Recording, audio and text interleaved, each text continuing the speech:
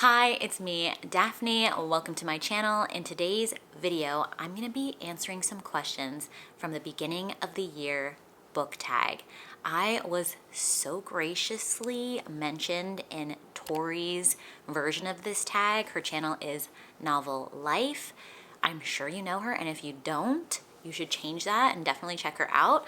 I will link her down in the description. She is one of my favorite romance bookish channels. This tag was created by Larry Reads, so I will link her channel in the description as well.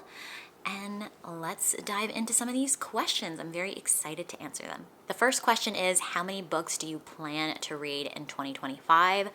Last year in 2024, I put my goal as 60 books. I knew I could beat it, and I blasted through that and ended up reading 102 books. To be fair, a good amount of them were novellas, but we still count them, no shame. So this year I've upped that to 80 books. I still feel like I will be able to achieve that in a comfortable fashion. I'm excited to see what 80 books I end up reading. The next question is a book I'm likely to reread this year, and I have a few. I'm hoping to complete these series, so I want to reread the first book in each of these series. I've already read obviously the first one, but I haven't continued from there. The first one is The Bronze Horseman. This is like a Russian romance during a war. I'm very excited to continue this series and feel all the feels again. Hopefully I still like it. I read it as a teenager. We'll see. Hopefully I like it because I have two other books in the series that I plan to read. I also want to reread The Poppy War by R.F. Kuang. This book I had a love-hate relationship with the first time because I found the main character kind of hard to root for at times, but I could so deeply relate to her and her rage in aspects of her situation and like her decision-making. And the ending just ripped my freaking heart out. I don't remember all the nuance of the story. I know it's like war college kind of vibe. So definitely want to reread this and continue this series as well. And then the next book I want to reread is The Fifth Season by N.K. Jemisin. This is the first book in the Broken Earth trilogy. Read this, found it really fascinating. It was definitely a challenging read, and I'm excited to dive back in again because I feel like I definitely need to reread this because I don't remember critical things that happened. I just remember there was a big twist at the end. We'll reread this and then again continue on with the series. Hopefully I'll be able to do all of that in 2025 if I'm so lucky. The next question is a priority read for 2025. I have a video that I can link in the corner for you that includes the 12 books I hope to read in 2025, like my 2025 TBR as a whole. Beyond that, I desperately need to prioritize the last two Harry Potter books. I've been binging, quote unquote, the series for the past year, but I've taken a few months off from it, which is kind of in line with how I feel about the movies. I really need to finish this, hopefully by February or March. The next question is an author I won't be continuing to read in 2025, and that is Kaylee Smith, the author of Phantasma. Her second book in her series comes out this year, if it hasn't already. I don't think it's come out yet, but I will not be reading it because I didn't like this book, and everybody knows I don't like this book, so I'm not going to talk about it any more than that. The next question is something I want to read, like a new genre or trope, and I've picked a new author that I want to read. So I haven't read anything from Sally Rooney before, so I'm very intrigued to dive into her most well-known book, Normal People. I actually picked this up when I went to Dublin for work. Had to get an Irish book while I was there.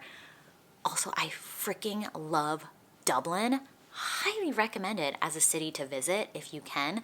I didn't get to explore that much outside of the city because I was there for work and I didn't want to like get lost on my own traveling abroad. What a beautiful country, full of history. So I want to read Sally Rooney. The next question is a popular book that I want to read, and apparently I can't answer with one book. So I've got three, and I'll start off by saying Tori and Jess both gave each one of these books 5 stars. I highly value their opinions and cherish their recommendations. So I desperately need to get to these books at some point. And they are as followed. So I have Forget Me Not by Julie Soto. This is one of the books that I want to love so desperately that I'm like kind of scared to finally pick it up because I don't want to be disappointed. But maybe I should just like chill out and just be like, it's just like a fun romance. Like it's not that big a deal. And then I'll get to it. Similarly with The 7-Year Slip by Ashley Poston. I really want to love this as well. I'm very intrigued by like the time travel element. Oh, also this book is like about a florist guy and who's grumpy and like a fun event planner woman, and I think they're exes and it's a second chance. So it sounds super fun. And then this one is like a time travel-y kind of thing where whenever the main female character is in the apartment, there's like this guy there, but he's from 7 years in the past. So I'm intrigued how like the time travel thing works and if she'll be able to find him in her current timeline. I don't know. I have a lot of questions. So excited to give this a try finally. And then the last popular book that I want to get to is The Women by Kristen Hanna. So this is a little bit out of my comfort zone because it is a historical. I think it'll be a slower read for me, but I'm very excited and I anticipate it being quite feminist, especially with the title, like The Women. Also, this author is very well beloved in general, so should be a good read nonetheless. The next question is the most anticipated release for 2025, and that is Onyx Storm, which I'm filming this on January 14th. So by the time this video goes up, Onyx Storm should already be in my hands, hopefully. Next, we have a bookish goal for 2025.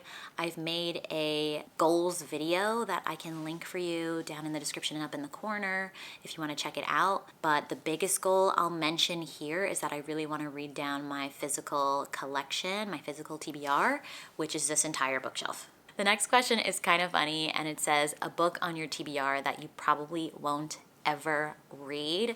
And one I've had for many, many years since college, so probably like nearly 10 years at this point, and it's Crime and Punishment. I picked this up with my friend Ruth because we were like, we want to buy pretty classics, so I picked this one. Maybe I'll read it one day. But it's been 10 years and I haven't even cracked a page. But I like having it on my shelf, so who knows? I have every intention of reading every book that I buy, so I'm not writing it off completely. But the track record isn't good. Moving on to the next question, we have a series I'd like to read in 2025. I talked about those other series that I want to read. That includes some rereading, but a series that I haven't read any of the books from yet that I want to get to this year is the Boys of Tommen series. So I own Binding 13 and Keeping 13. Again, Tori is so passionate about this series. She's already reread these books multiple times because she speaks so highly of them.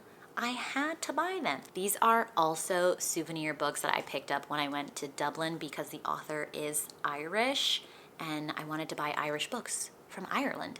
Very excited to see if I love these books. Hopefully I do, and if I don't, I'm gonna keep it on the DL from Tori because I don't want to make her sad. I mean, I'm sure she would be fine. Apparently this is a very emotionally fraught series.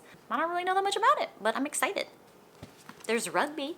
I'm gonna breeze through this next question. It asks, who is my auto-buy author for this coming year? I'm gonna say no one because your girl's gotta calm down on buying books because with my goal of reading down my physical TBR, I do not plan on buying many, many books in 2025 if I can help it.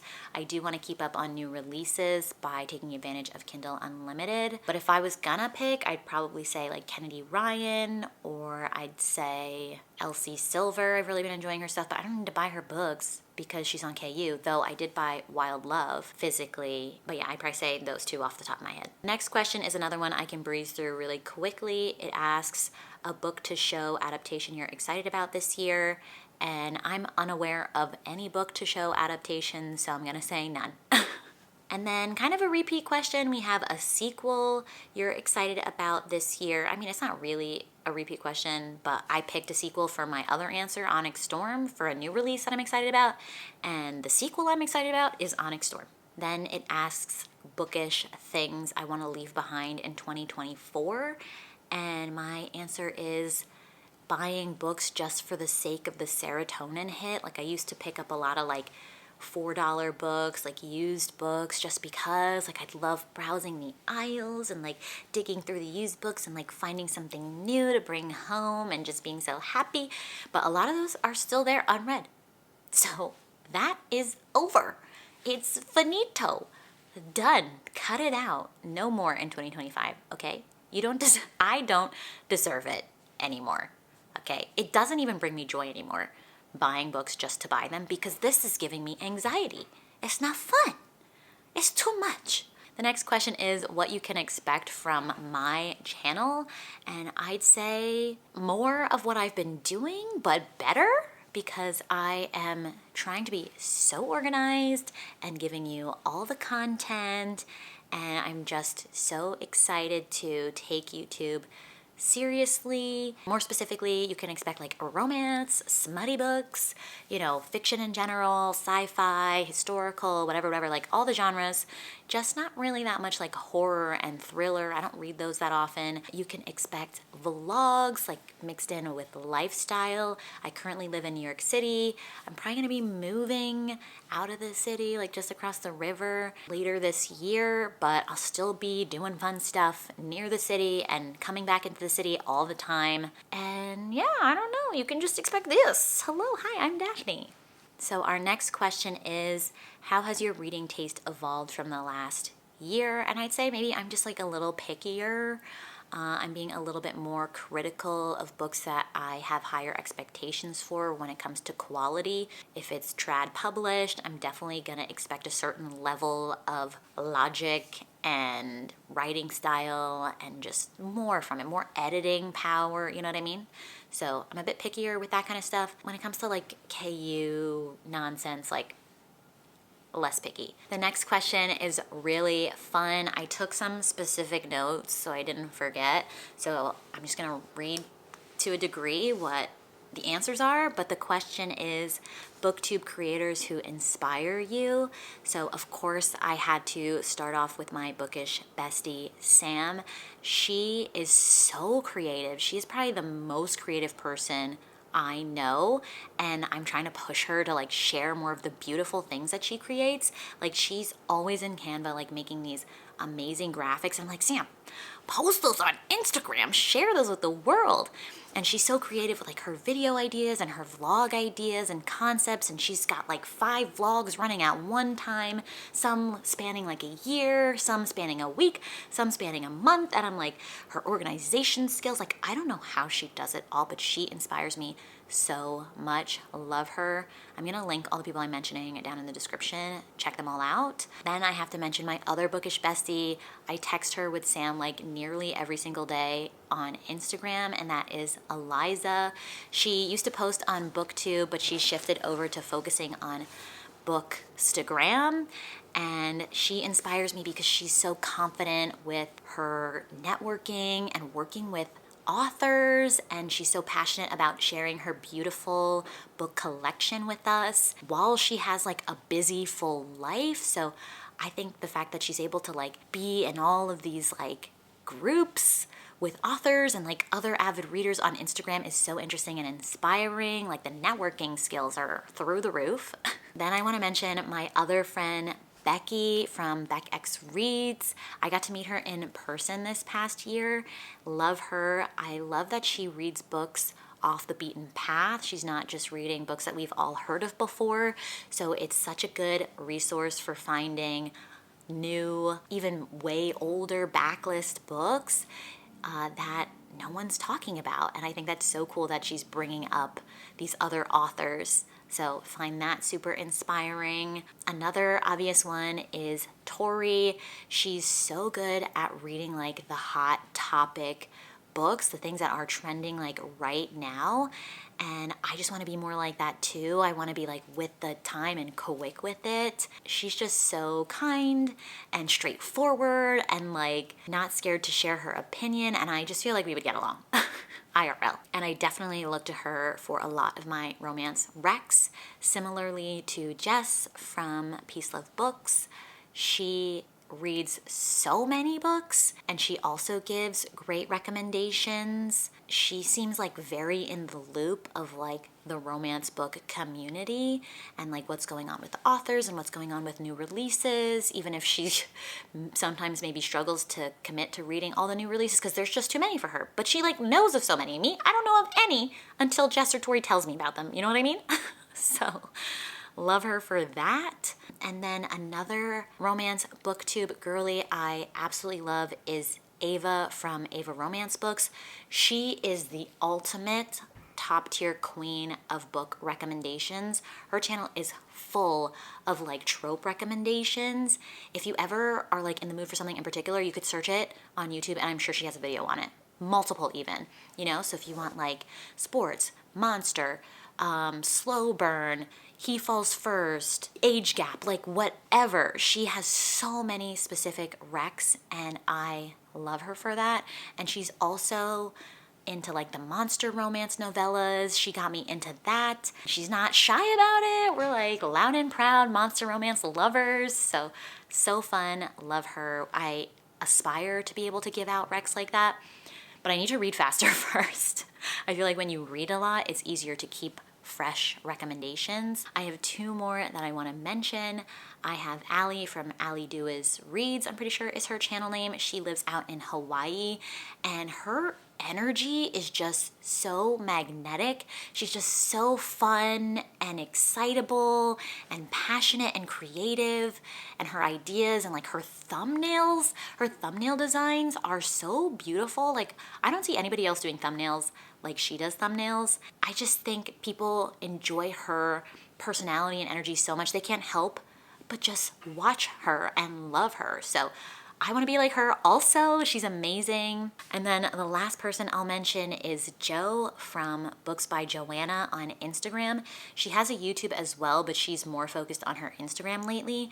And I just love the style of posts that she does. She's like full-fledged influencer. She's not like the biggest on the platform or anything, but she goes in with so much confidence. She's like, yes, I am a bookish content creator. I am worthy of getting all these invites to these cool like red carpet events for bookish things. And I'm like, how is she getting these hookups? Like, how did she, like, I'm so curious how she's doing all these amazing things as a small Instagrammer, because sometimes it feels like only like people with hundreds and hundreds of thousands of followers ever get to do these things, but she is killing it, very inspirational, and her posts are very unique. She posted this new one recently and it was like pictures, but it had these like moving word graphics on it, and I just thought it was so cute. I'm like, how are you doing that? Are you doing that on Canva? How are you doing that? It's so cute.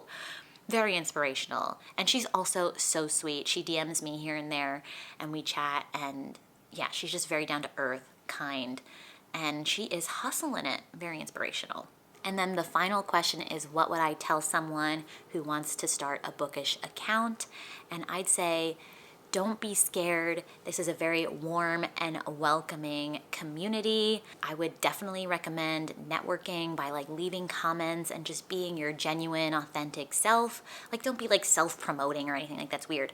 Just like comment because you're interested in people. If you're just liking things or giving a thumbs up here and there or just being a silent watcher, like they're not gonna know you're there. So that's hard to network. So definitely don't be scared to leave comments. A lot of us are really good at replying back. It's great here. So welcome, join in the content creation game. It's fun. It's a lot of work, but it's fun. All right, so those are all my answers to the beginning of the year book tag. I hope you enjoyed spending some time with me. Let me know what you thought of my answers, or if you have any insightful comments to any of the questions listed. If you make videos, definitely feel free to be tagged by me and do this tag as well. Other than that, I hope you enjoyed this video. If you did, please feel free to leave it a thumbs up and subscribe down below if you haven't already. I would greatly appreciate it, and obviously it helps out my channel, and I will catch you in another video. Bye.